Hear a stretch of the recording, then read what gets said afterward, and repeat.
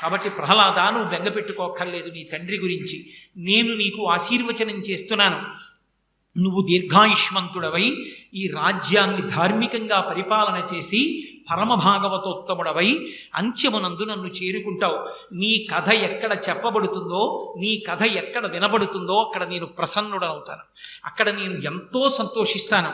ఆ సభామంటపంలో ఉన్న వాళ్ళందరికీ కూడా నా ఆశీర్వచనము పరిపూర్ణముగా లభిస్తుంది.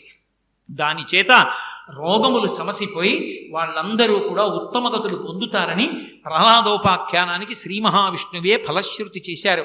అంత గొప్ప అవతారమైనటువంటి ఈ నరసింహావతారం మన ఆంధ్రదేశంలోనే వచ్చింది. అది మన అదృష్టం. అహోబలం అని పిలుస్తాం. అహోవీర్యం, అహోశౌర్యం, అహోబాహుబలం బలం, నారాయణం పరం తేజం, అహోబలం అహోబలం అని ఆ నరసింహస్వామి ఆవిర్భవించినప్పుడు దేవతలందరూ చూసి అహోబలం అహోబలం అన్నారట. ఏమి బలం స్వామిదని. అందుకని ఆ క్షేత్రానికి అహోబలం అని పేరు. అక్కడ ఆవిర్భవించింది నరసింహస్వామి వారి యొక్క అవతారం. మహానుభావుడు అక్కడే ఇప్పటికీ నవనారసింహులుగా ఉన్నాడు. స్వాతి నక్షత్రానికి నరసింహస్వామికి చాలా దగ్గరి అనుబంధం. ఎందుకంటే స్వాతి నక్షత్రంలో ప్రదోష వేళలో ఆవిర్భవించింది. ఇప్పటికీ వైశాఖ మాస చతుర్దశి ఆ స్వాతి నక్షత్రం ఉండగా శృంగగిరి పీఠాధిపతులు బ్రహ్మముహూర్తంలో ఇలా ఆసనం వేసి కూర్చుని పూజ మొదలు పెడితే మళ్ళీ ప్రదోష వేళలో నరసింహస్వామి వారి అవతార ఆవిర్భావం వరకు కాలు ఇలా కూడా కదపరు. అలాగే కూర్చుని పూజ చేస్తారు.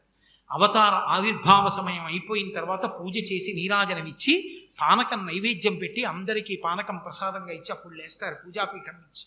అంత గొప్ప అవతారం. నవనారసింహస్వరూపమై వెలిసి ఉన్నాడు. ఆ 9 మంది నరసింహులుగా ఉంటాడు అహోబల క్షేత్రంలో. ఇప్పటికీ అహోబల క్షేత్రంలో ఆ నవనారసింహుల్ని చూడ్డానికి దారి తెలియదేమోనని స్వాతి నక్షత్రం ఉండగా తీసుకెళ్ళడానికి సహాయం చేయడానికి కొన్ని బృందాలు ఉన్నాయి. వాళ్ళు తీసుకెడుతుంటారు సేవ చేయడానికి. దగ్గరుండి తీసుకెళ్లి దర్శనం చేయిస్తుంటారు. జ్వాలానరసింహుడిని, ఆయనే ఉగ్ర నరసింహస్వరూపం. మొట్టమొదట వచ్చినటువంటి తేజోస్వరూపం. హిరణ్యకశిపుని యొక్క పొట్ట చీలుస్తున్న స్వరూపంతో ఉంటాడు. రెండవది అహోబల నరసింహుడు. అంటే ఆ హిరణ్యకశిపుడిని సంహరించిన తర్వాత కూర్చున్నటువంటి స్వరూపం. మాలోల నరసింహుడు అని లక్ష్మీదేవి చెంచు లక్ష్మిగా వచ్చి తరిగొండ వెంగమాంబ గారు చెంచు నాటకము అని ఒక అద్భుతమైన నాటకం చేశారు. చెంచు లక్ష్మిగా ఆవిడ్ని స్వీకరించి ఎడమతొడ మీద కూర్చోపెట్టుకుని ఉంటాడు. అదిగో ఆ నరసింహస్వరూపం మాలోల నరసింహుడు. కరంజ నరసింహుడు అని ఒక నరసింహుడు, 4వ నరసింహస్వరూపం అది. కరంజ నరసింహుడు అంటే ఆయన చెట్టు కింద